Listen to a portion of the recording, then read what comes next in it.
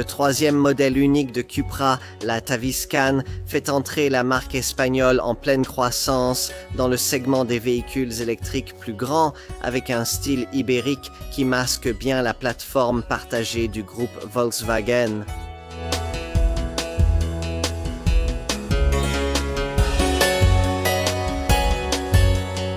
La Taviscan élégante est un crossover électrique Cupra un peu plus grand. Nous allons l'examiner de plus près. Nous sommes désormais habitués à la formule Cupra. Prenez une plateforme existante du groupe Volkswagen et ses motorisations associées, affinez le design et la tenue de route, puis créez un habitacle plus intéressant, généralement avec quelques éléments couleur cuivre. Cette approche fonctionne à merveille pour créer la compacte Cupra Born électrique à partir d'une Volkswagen ID3.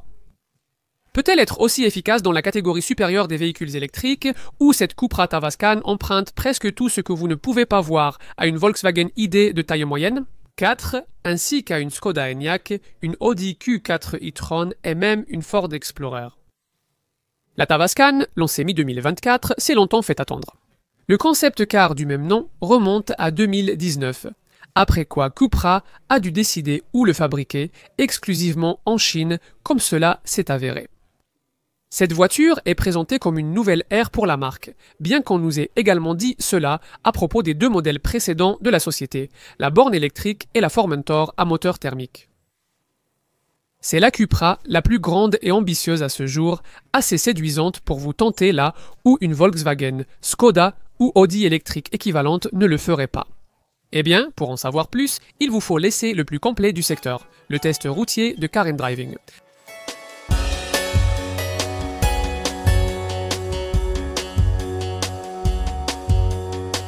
Avec la plus petite Cupra Born, cette jeune marque espagnole a réussi à insuffler une sensation différente et plus énergique à l'ingénierie électrique conventionnelle du groupe Volkswagen et, dans une certaine mesure, c'est aussi vrai avec cette Taviscan.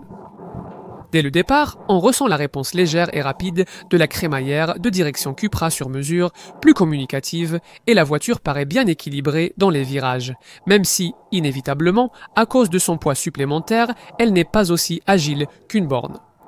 Il est impressionnant que Cupra ait réussi à insuffler cette ambiance plus dynamique sans pénaliser la voiture avec un confort de suspension trop ferme. Les ingénieurs espagnols ont longuement travaillé sur la suspension avant à jambes McPherson et l'essieu arrière multibras pour obtenir ce résultat en recalibrant les ressorts et les amortisseurs. Les choses s'améliorent encore si vous pouvez aller au-delà de la finition de base et opter pour une version dotée du contrôle dynamique du châssis avec amortissement adaptatif, qui fonctionne selon les différents modes de sélection du profil de conduite: autonomie, confort, performance, Cupra et individuel. Vous sélectionnez ces modes grâce à un petit bouton rond fixé au volant, celui de droite activant directement les deux options les plus sportives. Même si ce Taviscan est sorti après ses concurrents du groupe Volkswagen, il ne profite pas forcément des technologies électriques les plus récentes du conglomérat de Wolfsburg. Tous les modèles ont la batterie standard de 77 kWh, déjà connue dans cette catégorie via une ID au lieu de la batterie sophistiquée de 79 kW qui aurait pu être proposée. 4, un Enyaq, un Q4 e-tron ou même un Ford Explorer. Elle alimente deux variantes du Taviscan, la plus abordable étant le modèle à moteur unique et propulsion arrière testé ici, offrant 286 chevaux et jusqu'à 567 km d'autonomie. Le 0 à 100 km/h est abattu en 6,6 secondes pour atteindre la vitesse maximale de 180 km/h que tous les Taviscan partagent. L'alternative est la version VZ à transmission intégrale bimoteur avec un moteur de 80 kW à l'avant et un de 210 kW à l'arrière. Sa puissance totale atteint 340 chevaux. Le système privilégie l'arrière mais peut envoyer jusqu'à 30% de la puissance à l'avant si besoin. L'insigne VZ signifie veloz, vitesse en espagnol. Pourtant, le 0 à 100 km/h en 5,5 secondes de ce modèle bimoteur n'est guère plus rapide que celui de la version de base, notamment dans un Taviscan V-Ord. Le même couple de 545 Nm doit propulser 89 kg de masse supplémentaire. Le poids à vide des modèles haut de gamme atteint même 2267 kg, ce qui réduit l'autonomie du véhicule électrique à un maximum de 324 miles. Quel que soit le groupe motopropulseur choisi, il n'y a pas de bruit de transmission fantaisiste, ce qui est appréciable, mais peu d'options de freinage régénératif via les palettes, contrairement à ce que l'on attend pour un véhicule électrique de ce type. Même en mode le plus fort, le freinage au lever de pied reste marqué, sans toutefois égaler l'arrêt à une seule pédale offert par certains concurrents. Le freinage reste à améliorer chez Cooper. La pédale offre peu de ressenti et est assez dure. Et il est difficile de l'utiliser en douceur. Tout le système est un peu pénalisé par l'utilisation de tambours arrière à l'ancienne plutôt que de disques. Les améliorations sont bien au niveau des standards de la catégorie. Et tous les modèles bénéficient du système intelligent Travel Assist du groupe Volkswagen qui, associé au régulateur de vitesse adaptatif prédictif de série, peut prendre en charge une grande partie des tâches de conduite pour vous sur autoroute. Ce modèle propulsion a un rayon de braquage très court, seulement 10,2 mètres idéal en ville.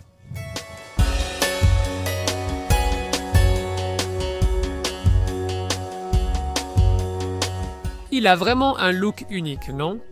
Les proportions imposées par la plateforme, Modular RRE Antriebs Bocaston, sont classiques, mais l'intérieur distingue vraiment cette Cupra. De la même manière que la plus petite borne électrique de la marque reconditionne presque méconnaissablement une Volkswagen ID3 avec un kit carrosserie plus agressif, il se peut que vous ayez du mal à reconnaître le modèle d'honneur Volkswagen ID4 dans ce déferlement de plis, de lignes et d'attitude assumée de cette Tavascan. Il n'est pas nécessaire d'ajouter une version SUV coupée, comme c'est le cas pour renforcer l'attrait des trois proches cousines électriques de ce modèle au sein du groupe Volkswagen, cette ID4, la Skoda Enyaq et la Audi 4 e-tron. La Tavascan affiche déjà un style proche d'un coupé, avec sa silhouette élancée de 4640 mm, favorisant l'aérodynamisme. Le coefficient de traînée n'est que de 0,26 ccd, c'est la longueur de 4640 mm. Le coefficient de traînée n'est que de 0,26 ccd. C'est la plus grande voiture que Cooper ait jamais fabriquée, un véritable bond en taille non seulement par rapport à la borne, mais aussi par rapport à la Formentor à moteur thermique, et sans doute la plus marquante, avec des protections de bas de caisse noires prononcées et des grandes jantes de 19 à 21 pouces, qu'on n'imaginerait pas forcément sur un véhicule électrique moderne optimisé pour l'autonomie de ce genre. Des freins à tambour à l'ancienne, d'ailleurs, se trouvent sur l'essieu arrière. Les designers espèrent que vous remarquerez ce qu'ils appellent un concept de casque, où le montant A noir poli relie le pare-brise aux vitres latérales, censé créer un effet panoramique similaire à celui de la visière d'un pilote de course. À l'avant, le nez de requin intimidant, comme on l'appelle, est particulièrement frappant et arbore la nouvelle signature de la marque Q, une constellation de 3 triangles dans les phares à LED qui bénéficient de faisceaux matriciels avancés à partir de la finition supérieure. Vous apprécierez probablement aussi le fait que le logo Cupra agressif sur le capot sculptural à double nervure s'illumine la nuit.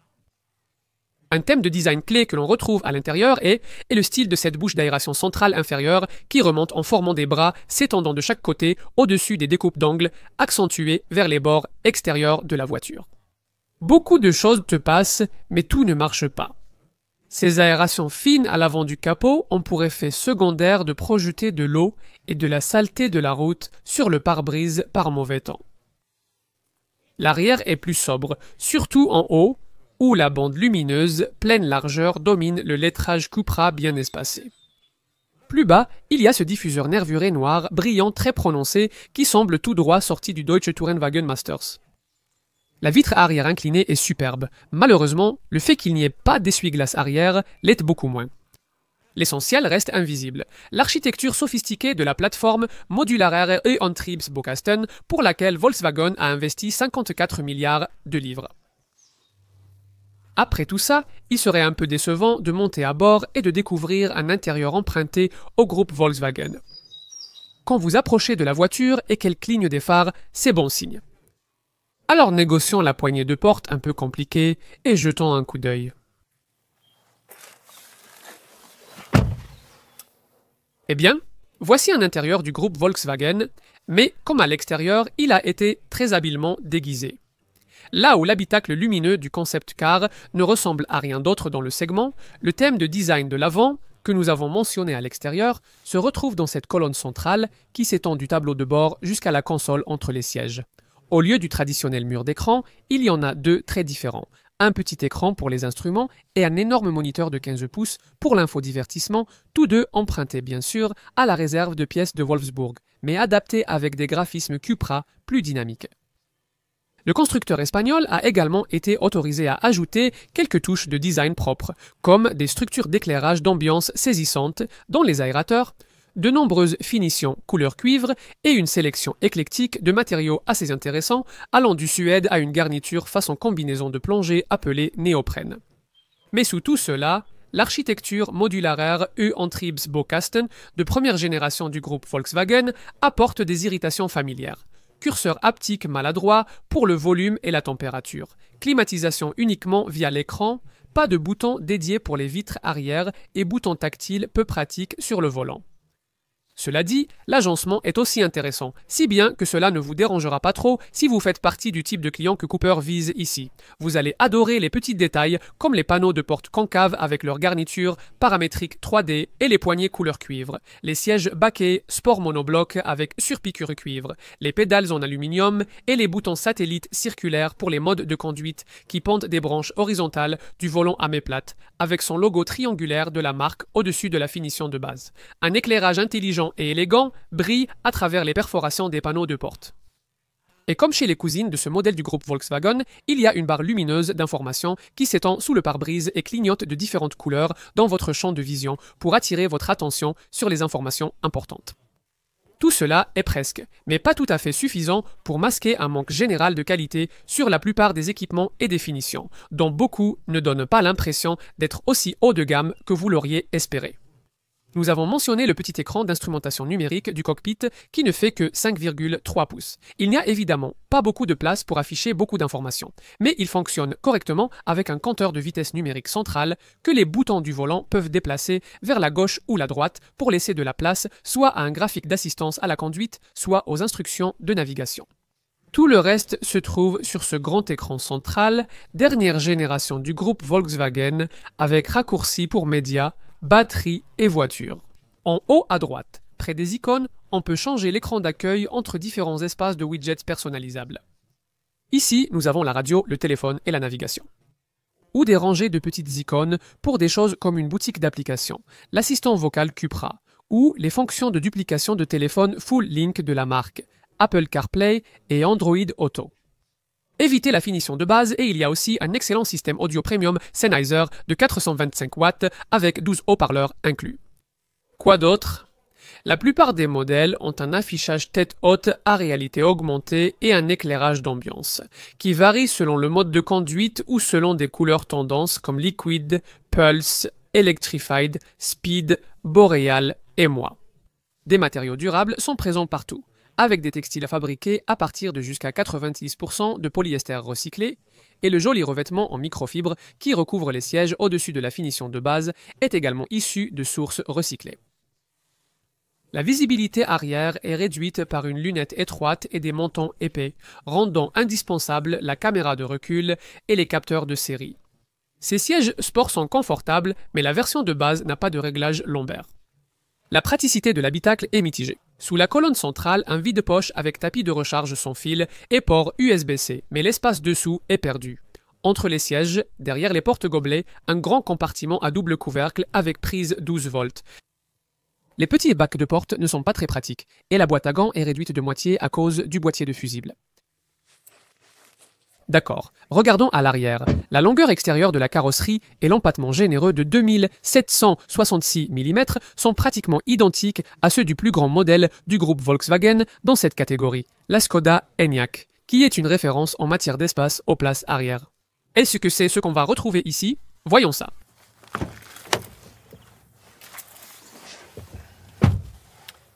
Eh bien, on se sent plutôt à l'aise ici à l'arrière. Dans cette catégorie, vous auriez un peu plus d'espace pour les jambes dans une Kia véhicule électrique 6 ou une Tesla modèle Yagd, mais cette Cupra vous place un peu plus confortablement, ce qui est sans doute plus important. Le plancher plat permet à un adulte de s'installer facilement au centre, et la garde au toit reste correcte malgré la ligne de toit inclinée, même avec le toit panoramique en verre, de série dès la finition supérieure. La ligne de fenêtre haute rend ces petites vitres de custode arrière indispensables. Si vous ne voulez pas que l'arrière paraisse sombre et confiné. Comme souvent avec un véhicule électrique Volkswagen de ce segment, la banquette reste fixe et le dossier ne s'incline pas. Cupra est mesquin de retirer l'accoudoir central sur la version de base, supprimant ainsi les porte-gobelets arrière. Toutes les versions ont une climatisation centrale, des liseuses au plafond, des crochets sur le montant B, des poches derrière les sièges et deux ports USB-C. Les bacs de porte servent essentiellement de porte-bouteilles, et les touches de design art déco incluent ces indentations en forme de V à l'arrière des sièges avant. Terminons en ouvrant ce haillon électrique pour jeter un œil à l'espace à bagages. Vous devrez tout ranger à l'arrière ici, car il n'y a pas de coffre avant sous le capot pour les câbles de recharge.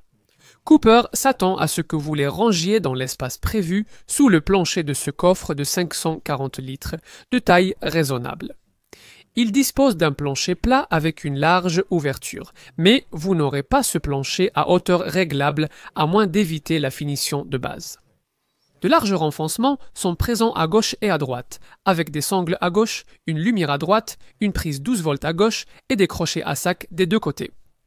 Une trappe à ski est prévue pour les objets plus lents, et le dossier se rabat presque complètement à plat pour porter l'espace disponible à 1550 litres.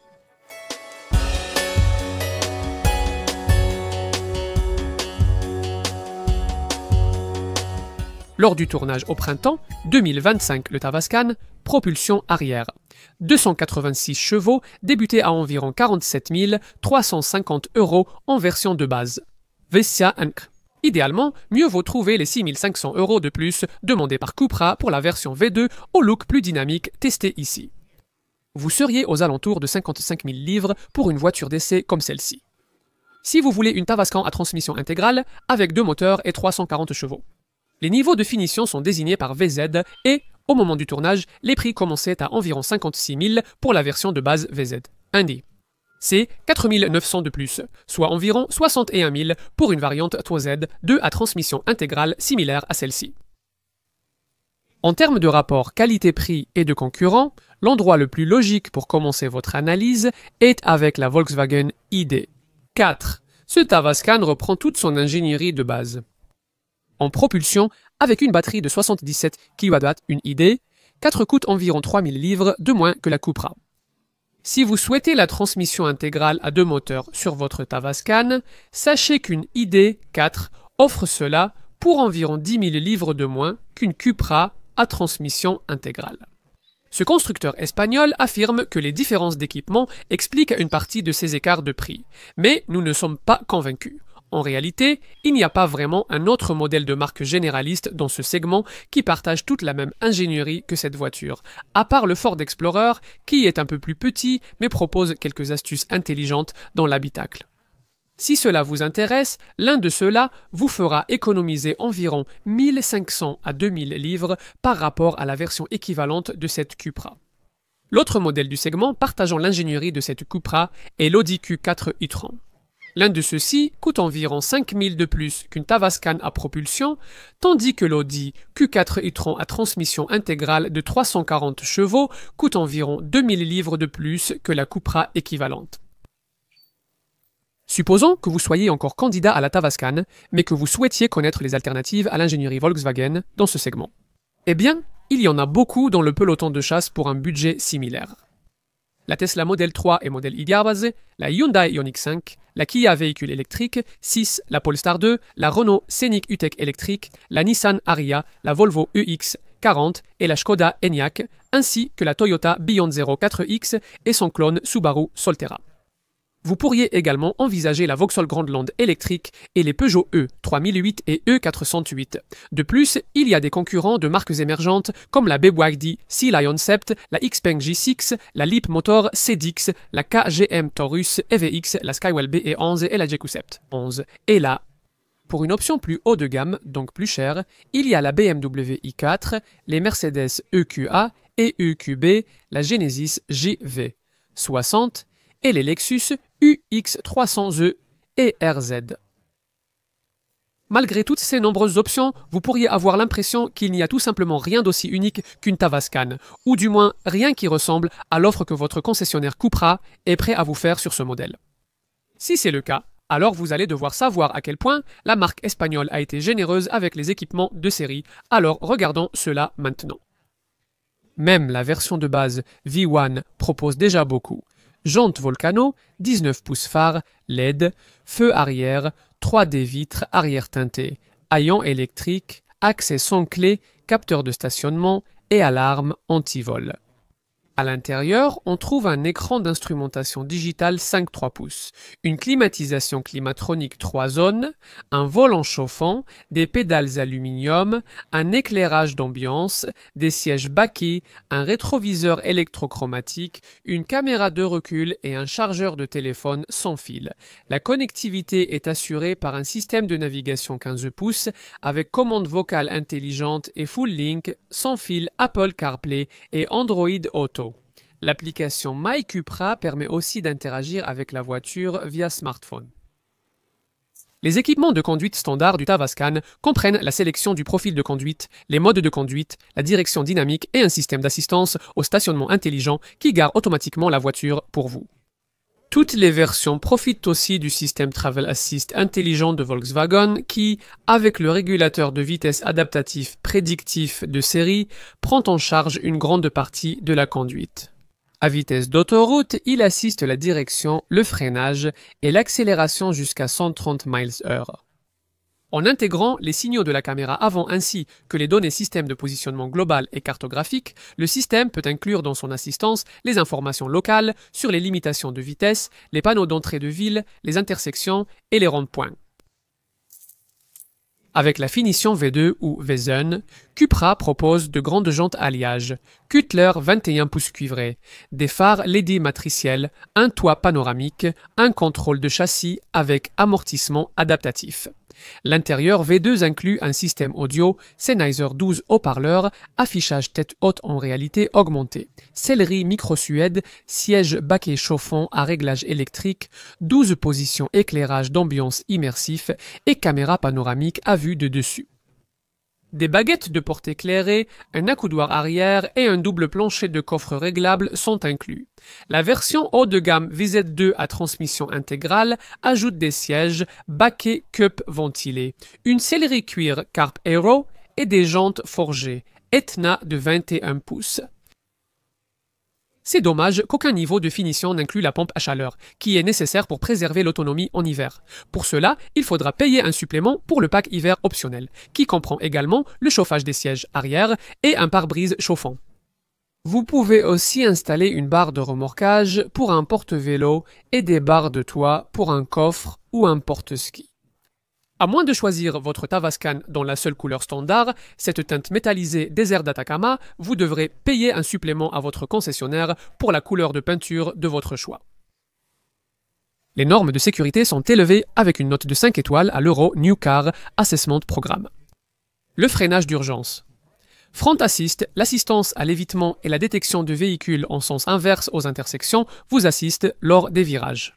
Il y a aussi l'assistance au maintien de voie, l'assistance latérale pour les angles morts, l'avertissement de vitesse, l'assistance en cas de retournement, la reconnaissance des panneaux de signalisation et l'alerte de danger sur la route, ainsi qu'un avertissement de sortie pour empêcher les passagers d'ouvrir leurs portes face à la circulation arrivant en sens inverse. Un détecteur de somnolence vous avertira si vous devez vous arrêter et l'assistance d'urgence arrêtera la voiture de manière contrôlée si vous tombez malade au volant.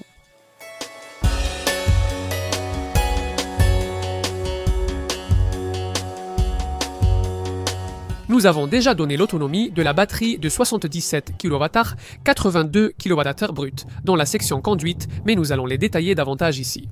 Le chiffre de 353 miles pour le modèle à propulsion arrière concerne la version de base V1. C'est 339 miles pour cette version V2. Le chiffre de 320 miles que nous vous avons donné pour la version VZ à double moteur s'applique à la version VZ. C'est 299 miles pour la VZ 2 haut de gamme. Un supplément est requis pour la pompe à chaleur afin de maintenir ces chiffres durant les mois d'hiver. Qu'en est-il de la recharge? La charge rapide en courant continu annoncé à 135 kWh n'est pas très élevé, mais permet de recharger la batterie de 10 à 80% en 28 minutes, ce qui reste compétitif. La recharge à domicile sur une borne murale de 7,4 kW prendra environ 10h30 pour les deux versions, de vide à plein. Ce temps passe à 8 heures avec une recharge sur une alimentation triphasée de 11 kW. Les clients se verront proposer une borne murale domestique Cupra pour la recharge à domicile, qui peut être contrôlée à l'aide de l'application smartphone Easy Charging My Cupra de la marque. Si vous passez d'un modèle à combustion classique à un véhicule électrique, il faudra évidemment prendre en compte le coût d'un chargeur pour votre domicile, et peut-être aussi pour votre bureau. Il y a encore une certaine complexité concernant le choix du meilleur matériel de recharge, et l'éligibilité aux subventions gouvernementales, et évidemment les coûts peuvent varier en fonction de la distance entre votre compteur principal et le chargeur, ainsi que d'autres facteurs. Il existe bien sûr de nombreux conseils pour vous guider. Nous avons consulté plugmine.com, qui propose aux clients tout du choix du chargeur à l'installation et à la maintenance continue. Cupra déclare vouloir que la batterie dure autant que la voiture. Elle est d'ailleurs garantie pour conserver au moins 70% de sa capacité après 8 ans ou 100 000 miles. Comme pour tous les véhicules électriques, jusqu'en avril 2026, vous serez soumis à une taxe BIK à un taux bas de 3%. L'assurance est en groupe 34 pour ce modèle propulsion et en groupe 38 pour la VZ à transmission intégrale. En raison du prix, la taxe routière, taxe sur les véhicules à moteur, coûtera 620 livres par an durant les 5 premières années. La valeur résiduelle après 3 ans et 36 000 miles est de 46 à 49%, soit la moyenne du segment. L'entretien doit être fait chaque année ou tous les 10 000 miles selon le premier cas. Et Cupra propose des plans d'entretien de 2 ou 4 ans. La garantie est meilleure que celle des autres modèles électriques modularaires U-Antriebs Bocaston du groupe Volkswagen dans ce segment, 5 ans et 90 000 miles.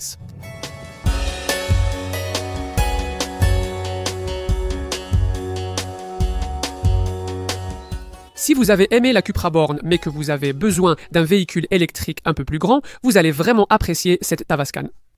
Nous pensons que cette voiture attirera surtout ceux qui apprécient l'ingénierie et la qualité des SUV électriques de taille moyenne du groupe Volkswagen, mais qui les jugent fades et sans caractère. Ce n'est pas un reproche que l'on pourrait faire à une Tavascan. C'est pourquoi nous pensons qu'elle atteindra ses objectifs de vente, voire les dépassera, malgré l'absence d'une autonomie ou de statistiques de recharge parmi les meilleures de sa catégorie. Seule la qualité de ses finitions intérieures pourrait être critiquée chez cette Cupra en comparaison, par rapport à un modèle électrique équivalent Volkswagen, Skoda ou Audi. Vous pourriez penser que le design intérieur plus intéressant compense cela, ou pas, mais dans tous les cas, il est difficile de nier que la Cupra cherche à proposer quelque chose d'intéressant et de différent, ce dont ce segment saturé a vraiment besoin.